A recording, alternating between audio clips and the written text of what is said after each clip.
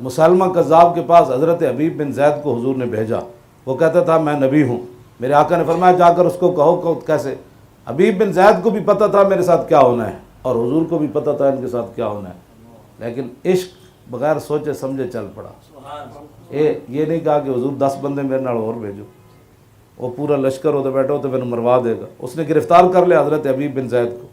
محبت یہ نہیں ہوتی کہ چونڈی کوئی پاوے تو کوئی تھوڑا جا کان کچے کرے تو بندہ کان دوسرے پاسے ٹور پڑے۔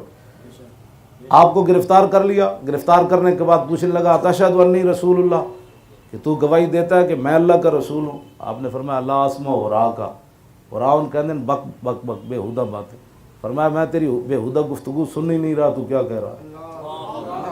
آج لوگ کہتے ہیں مرزائیوں کی بھی سنو، میں نے کہا صحابی نے تو نہیں سنی، کہا لا اسمع ہورا کا، تیری بک بکارے تو میں سن ہی نہیں رہا، تو کیا کہہ رہا ہے؟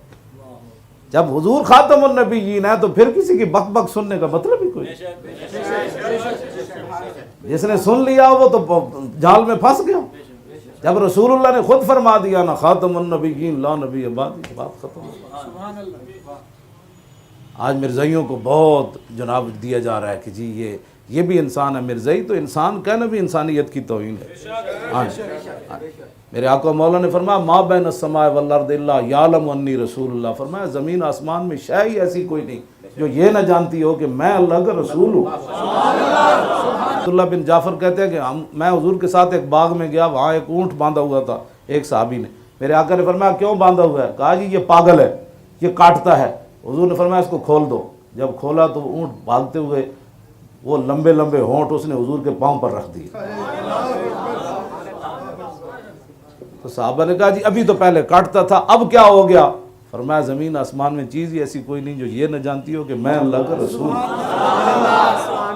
جب پاگل اونٹ یہ جانتا ہے کہ یہ اللہ کے رسول ہے۔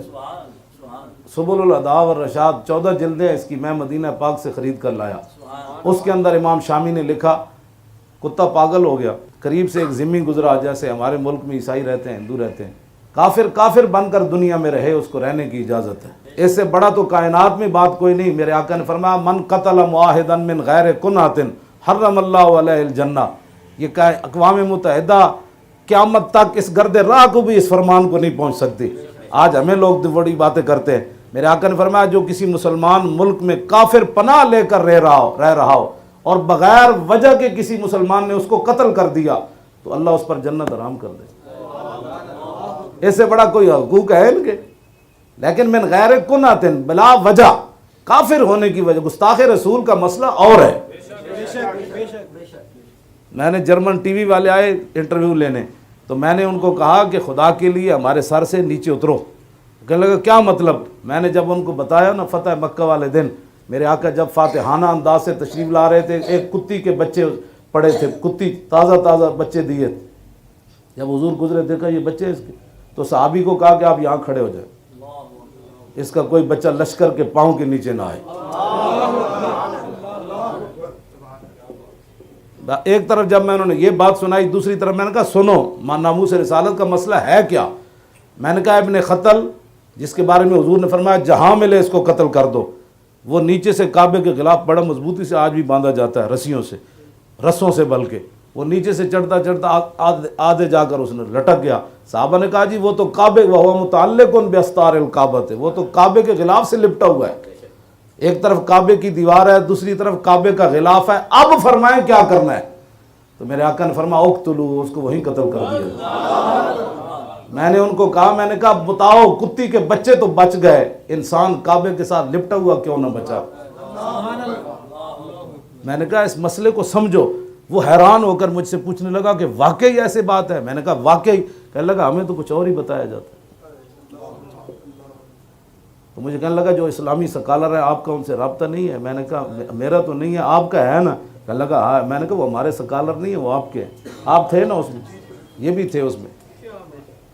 میں نے کہا یہ غلط اسلام کی تم، میں نے کہا کہتا ہے ہم نے تو سنا ہے عیسائی کو یہاں بہت تنگ کیا جا رہا ہے۔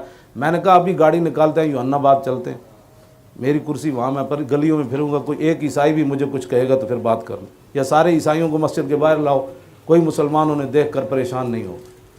میں نے کہا تم ناموس رسالت کے حساس مسئلے کو سمجھو، یہاں لاکھوں عیسائی عورتیں رہتی ہیں، کبھی کسی نے تھپڑ بھی نہیں مارا، مسلمانوں کے گھروں میں کام کرتی ہیں، مسلمان ان کی مدد کرتے ہیں، ان کی بچیوں کی شادیوں میں ان کو پیسے دیتے ہیں۔ میں نے کہا وہ تو ایک ہے، سارے دونوں جہان بھی برباد ہو جائے نا تو ناموس رسالت میں ان کی کوئی حیثیت نہیں ہے دونوں جہانوں کی۔ اس مسئلے کی حساسیت کو لوگ سمجھے نہیں، اور لوگوں نے فوراً کہہ دیا جی یہ ایسے نہیں تھا تو ایسے نہیں تھا۔ وہ میں ذمی سے بات آگے چلائی، وہ ذمی کافر جو تھا مسلمانوں کے ملک میں عیسائی رہے، لاکھ بار رہے، ہندو رہے،